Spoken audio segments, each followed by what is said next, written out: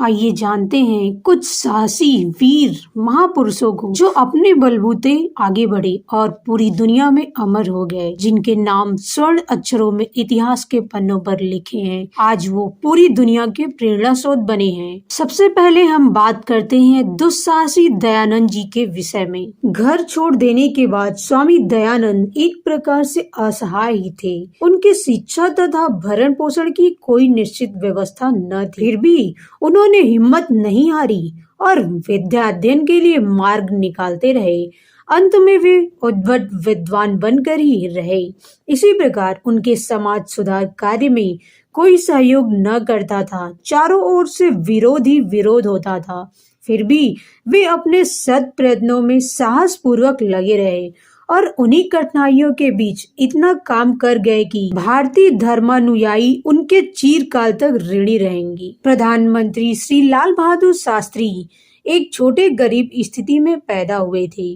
वे जब स्कूल में पढ़ने जाते तो बीच में गंगा बढ़ती थी। नाव के लिए पैसे न होने के कारण उन्हें तैरकर भी गंगा पार करनी पड़ती थी।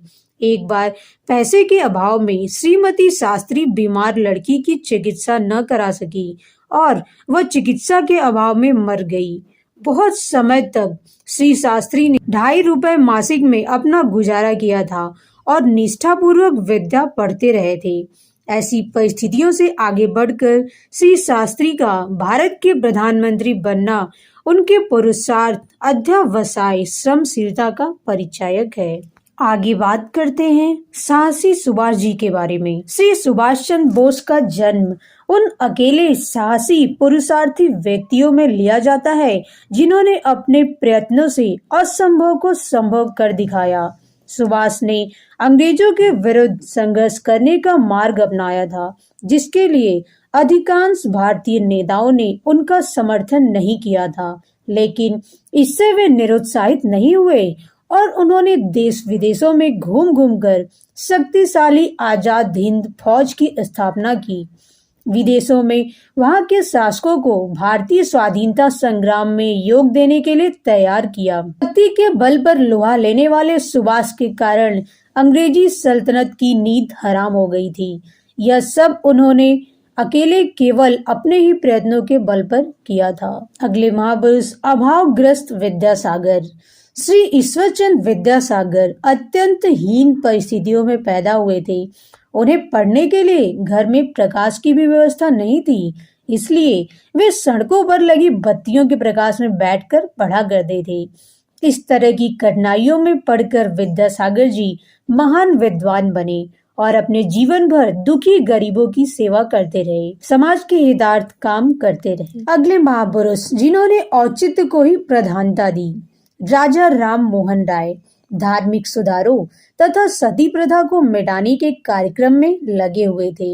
वे सभी प्रकार की बुराइयों के प्रति खुलकर विरोध करते थे। ये सब कार्यक्रम उनके रूढ़िवादी पिताजी को अच्छे नहीं लगे। उन्होंने राम मोहन राय को इससे हटने के लिए कहा, लेकिन उन्होंने पिता की धर्म विरोधी अविवेक युक्त बातें मानने से इनकार कर दिया। अंत में घर छोड़ने के लिए कहा गया। इस पर राम मोहन राय अपनी छोटी सी उम्र में ही घर छोड़कर चले गए और दूर दूर भ्रमण किया, लेकिन जहां भी रहे अपने कार्यक्रम और उद्देश्यों में लगे रहे। उन्होंने सदैव दृढ़ता के साथ अंधविश्वास, अविवेक, अज्ञान आदि का विरोध किया। अगले महापुरुष जो साहस के धनी रामतीर्थ जी की बात करते हैं। स्वामी रामतीर्थ को अपने विद्यार्थी जीवन में केवल 2 पैसे रोज की रोटी में गुजारा करना पड़ता था। 1 पैसे की रोटी सवेरे और 1 पैसे की रात को। 1 पैसे रोटी पर जब दुकानदार ने दाल देने से इनकार कर दिया, तब उन्होंने केवल 1 बार ही रोटी खाने का नियम बना लिया। एक बार उनका जूता नाली में बह गया, तब वे कहीं से एक पुरानी जनानी जूती तलाश लाए और इस प्रकार जूते का बेमोल जोड़ पहनकर कॉलेज जाते रहे। बहुत दिनों बाद जब उनके पास पैसा हुआ, तब उन्होंने नौ आने का एक नया जूता पहना। इतनी कठिनाइयां रहते हुए भी स्वामी रामकृष्ण तीर्थ विद्या अध्ययन में लगे रहे, हिम्मत न छोड़ी और परिश्रम से जी न चुराया। अंत में वे उच्च श्रेणी में एमए पास करके छोटी आयु में ही प्रोफेसर बन गए। आगे बात करते हैं हवलदार पद्मा जी के बारे में।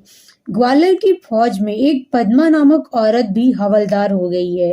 उसका भाई जोरावर साहूकारों के कर्ज में जेल चला गया था। घर की हालत बहुत दयनीय थी। गरीबी से तंग आकर पद्मा ने पुरुष का वेश बनाया और फौज में भर्ती हो गई। बहुत दिन बाद वह साधारण सिपाही के रूप में फिर अपनी विशेषताओं के कारण हवलदार बन गई और धीरे धीरे अपने भाई का कर्ज चुकाने लगी। किसी प्रकार नहाते धोते उसे किसी ने देख लिया और बात खुल गई। मामला राजा तक पहुंचा। उसने हवलदार को बुलाकर पूछताछ की तो पद्मा ने सारी बात कह सुनाई। सिंधिया उसकी वीरता से बड़े प्रभावित हुए। उनके भाई का सारा कर्ज खजाने से चुका दिया गया और पद्मा का विवाह फौज के एक ऊंचे अफसर के साथ हो गया। नारी में सभी गुण प्रचुर मात्रा में भरे पड़े होते हैं। वे वीरता में भी किसी से पीछे नहीं रही।